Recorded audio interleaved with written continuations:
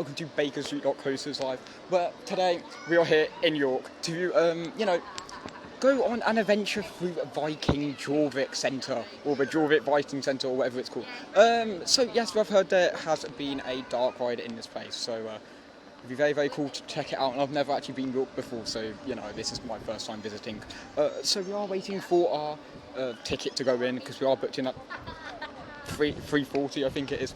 So anyways, I'll keep you guys updated. Full POVs on this ride, and yes, smile always. So we just got a souvenir book,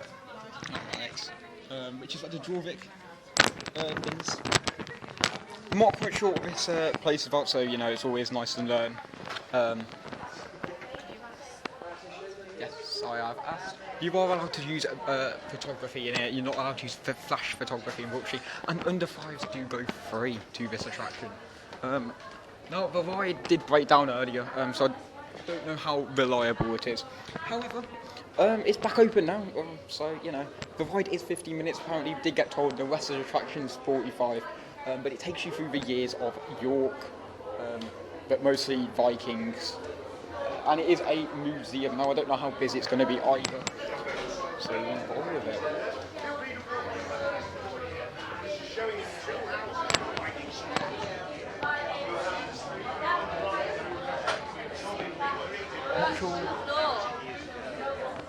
I mean, it is pretty cool with what is on the floor. It's like an archaeologist thing. It's really, really cool. Hi folks, hello. Welcome to the Viking Centre. Feel free to walk on the glass, it is so nice. The first step's the worst. Oh, gee, always the first step. It very much reminds me of Blackpool Tower, how you can normally, go up the tower and the first thing you see is Blackpool, you're just standing on Blackpool. It's really, really cool, and I love this whole effect. What it looked like for archaeologists, that's if it been all done. Right. So at the moment you're standing at a fireplace, you've got recycled Roman tile going around it. That's to stop your fire getting out of control and burning your house down. You've also got the walls of the house. Here. The back wall is just there. And you've got the other side wall that's going along here. That's it, it's made of woven sticks covered in mud and poo. Horse poo's the best, it's the thickest. You've got another house just over in the corner, that's made of good solid oak planks. Got about 2 floors to it. A cellar to put all your stuff in, and then a normal floor level above. And the wall you can see in the glass case there, that is over 1,000 years old. It dates back to the 950s. They've done tree ring dating on it to try and work it all out. So have a good explore. If you have any questions, I'd say do come and have a chat. Right? There is a bit of a queue for the ride, unfortunately, but we're having a few troubles with it. So have a good look, and we're just going to Thank you. We have some nice people over there who's got a cupboard full of artifacts. We'll be able to chat with them while I do have to say, it looks very, very nice in it. Like the facade. Facade? No, the interior and, the amount of theming it has in this queue. Now, we are queuing for the ride, of course, so that is very, very cool because, you have stuff to actually... Oh, okay, that's fine. Fine.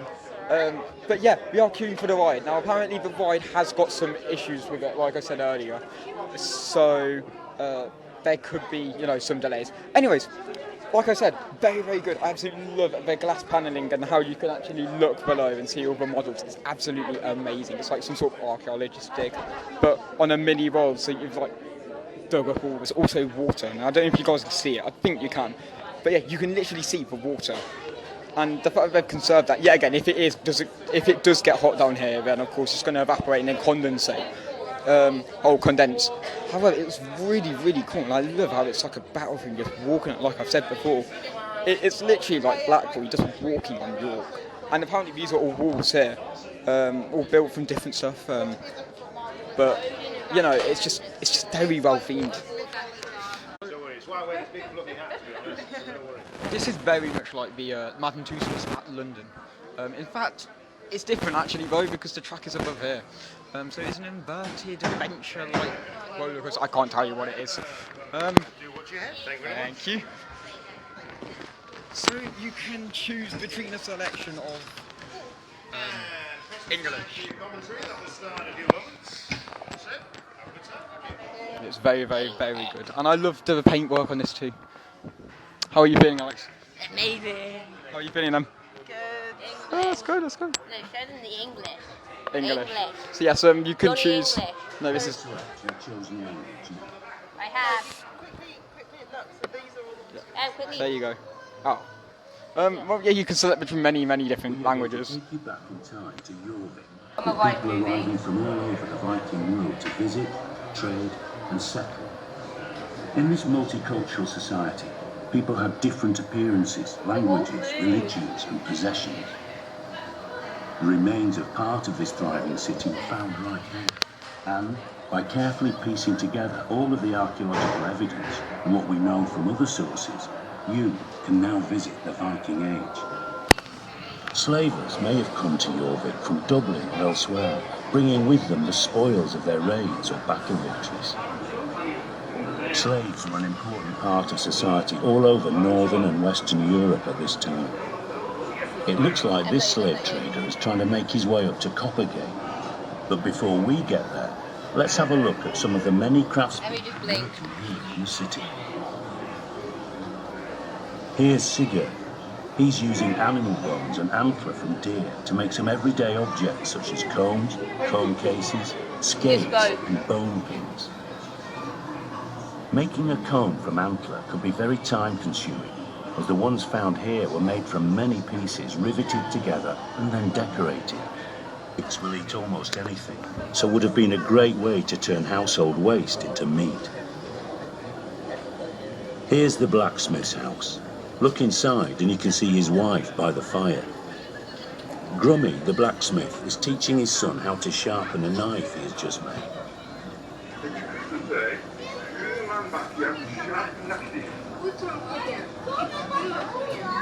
Viking Age smiths were masters of their craft, and here in Jorvik they made everything from needles to beautifully ornate padlocks.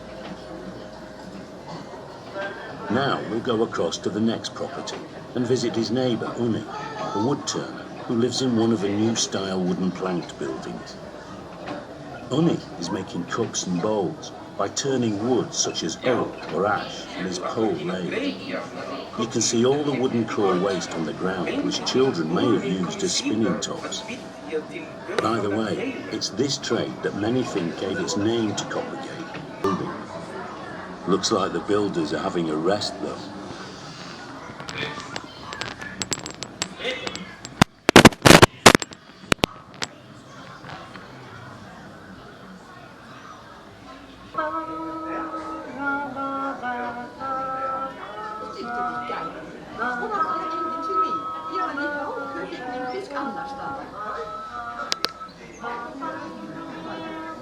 We're now moving into Coppergate itself, an important commercial street right in the heart of the city of Jorvik.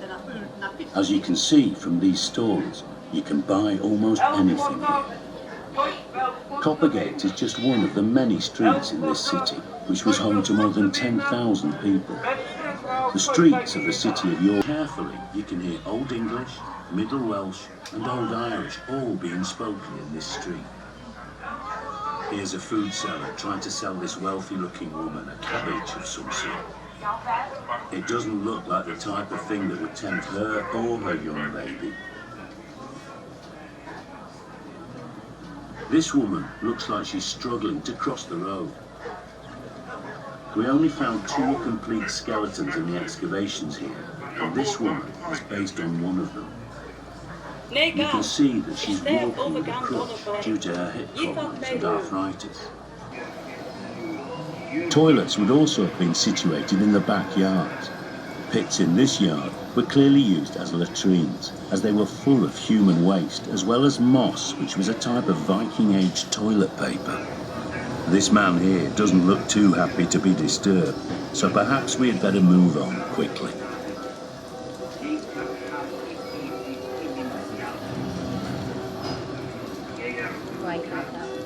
Here we are in our final house. In the excavations at Coppergate, we found a few Viking Age musical instruments, including a set of panpipes which can still be played. Music, saga telling and poetry must have been important in the Viking world. There you had the Void, the inside Void of Jorvik life. No, that was very actually. That was very good actually.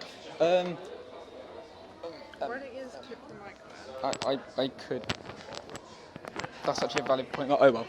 Anyways, that was very good because, well, let's just say Madden 2 Sports, that was just like way better than Madden 2 Sports. I'm not joking. It had more descriptions. It had way more animatronics in it, and it is just very good, you know. And it told you the life of what you're expected here to do, you know. But also, the gallery also looks amazing too.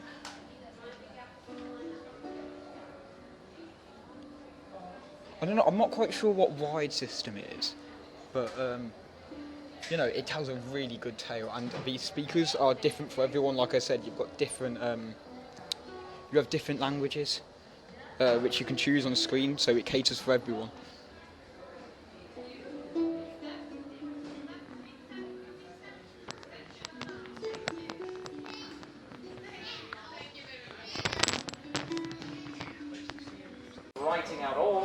What I also like about this is when you get to the gallery, it literally tells you everything. So apparently, the clothing and jewellery here were rich textiles, such as silk.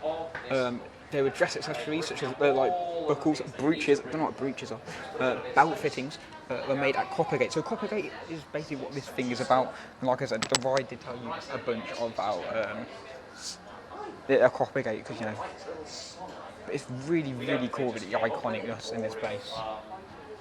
Jorvik's leather workers made many items, including shoes, belts, straps, and sword and knife sheaths. Yet again, nice well out back. You've got combs there. So this is very. These haven't changed much if you look, because we still use combs to this day, and we look very identical actually. Yeah, just not made out of wood. This is very cool too. This is a man from the Viking age, Swinegate.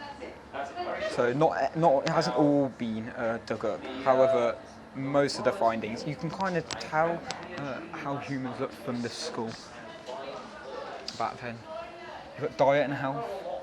They use seasonal, we use human. So the first one is human coprolite from human feces. You've got grains and seeds and nuts. So number 2 is cereals, apples. And then number 4 was hazelnuts and walnut shells, and number 5 was, like it said in the thing, sphagnum moss. I mean, you've got different shells here. You've got pipe and wild boar. This is environmental evidences. Frog and rats. This is very cool. I can't lie. Very cool. Now you know why. It's exactly a chocolatey goodness for 1,000 years. We've got a barrel and a padlock here, which again looks it doesn't look very industrialised, but you know, it kind of gives a sense of their whole. That is a barrel and padlock key. No, that is a barrel padlock and a key. Which again, it looks very cool, and it also shows that they had some sort of industrialisation, but they didn't advance on it until, like, you know, the 18th, 19th century. That is a very unique thing they've made there. It's made out of iron as well, which again, iron is a very solid. It's a solidarity metal, and doesn't conduct much stuff. So, you know, it's very cool. It has a shiny appearance. Well, it used to have a shiny appearance. Doesn't have that now. But like I said, it is very cool they've made that out of iron without knowing any logistics of. Yeah, there was something over there which I'll show you in a minute. I've already showed you guys, but it's very cool, these crafting tools. And apparently, I've just learned that there's no such thing as forks back in those days. So, you know, they were just spoons and knives. I mean, imagine knives and spoons. Jeez. The footwear was leather, so they had some sort of idea about how shoes were and how to protect their feet. Because nowadays, like I said, we still use leather or some sort of leather. I don't know if we still do. I think it's like cotton nowadays or something like that. But I have had leather shoes in the past. I don't know. Anyways, so yeah, it's just very cool that they've took one idea and just advanced it to the other. It's just like, gee, I've got like ballet shoes there, and it just looks cool. I'm not even joking. Like, this is You've got like trial pieces, you've got leather, thread and wax. It has some sort of idea too about threading stuff. We've got a needle there. Really cool. Now, one thing I did and I was going to show you guys is this Herefordshire hoard. Now, this looks very, very jewellery based and looks very rich to me. And like I got told earlier, having this sort of currency and metal shows that you've got wealth. But the word Herefordshire is very, very near where I live, so that's very, very cool. But it also shows that I don't know. It just shows that having money is a lot. Like, you know, just having it. Just look at this. Wealth is a lot and a lot. But it wasn't as much last year. No, it wasn't as much back then. Than it is now. Got bracelets there. I don't know what that is. I'm not quite sure.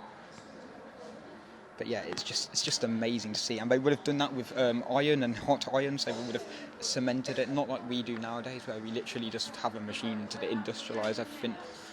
And then you've got other stuff like you've got pliers or shears, and that. You've got different stuff, horseshoes. It's just one way of putting across the fact that we industrialise some stuff. He was the prince of the gods, he was the son of Odin. He was the nicest of the kindest of the gods and the stupidest. He's a very lovely guy, he punch very hard, he just doesn't overthink things. Like in the movies. Just like the movies. Yeah, definitely. Look at number 5 where the original dies, they are stupidly rare. These, Have a nice day. thank you. So let's just make this, right? When we open this, let me put this in. Ooh. Okay, so it's just made this, right? When we open it, How much was there we it? go. It was £2 per. But again, this would be worth four bottles of beer back then and chickens. That's quite a lot. And it would have been made out of steel. It gives you some sort of stuff there about what it's about. You've got King of all Britain, which is Britannia. He did just tell us that. So we got very big information from the staff, and they know a lot. It is a unique souvenir of the pennies that changed hands in Viking age, brought over 1,000 years. I mean, so we've got like heater, clove badges, £4.50. I mean, prices aren't that bad around here. I can't lie. £3.75 for. Is this a felt hat? You got these swords, bow and arrows. I'm not quite sure price. Bow and arrows for £16. £8.50 for teddies. Just not so.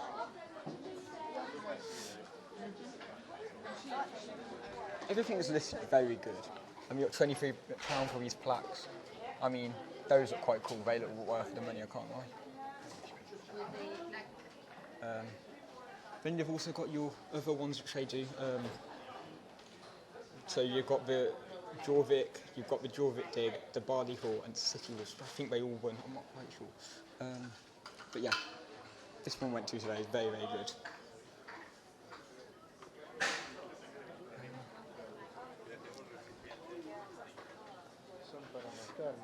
£3.75 for the West Air pin badges and ship pediment. You've got stud earrings, which are £4.25. I mean, prices aren't that bad. I can't lie. I mean, some of these are they actually look worth it. Like the earrings are actually made out of metal. I can't. Is that a bracelet? That's a bracelet.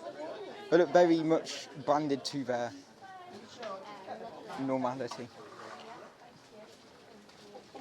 And then you've got these really cool stuff, I can't lie. £80 for that. For Norse mythology, which is £30. You've got that is quite cool, but I think that's worth cheese. £42 for them. I think it's very, very good, this shop is too. Lots of souvenirs. came out the Jorvik Viking Cetre, and I have to say it was amazing, definitely worth the money, and the ticket is also valued for 12 months, so once you pay for it you can come back for a year. So it was very, very good, and like I said, it's a lot better than London Madden Two Swords because it tells the history, it tells the stories, and you can also do it in different languages and have instead of having it in one language. So I know Madden Two Swords also do that, but you know, not as many languages as that one. But like I said, also animatronics very good. You're keeping on that ride. It did break down earlier, but you know, that's not that bad. So yes, that is me done from York today. Please remember to subscribe and smile always.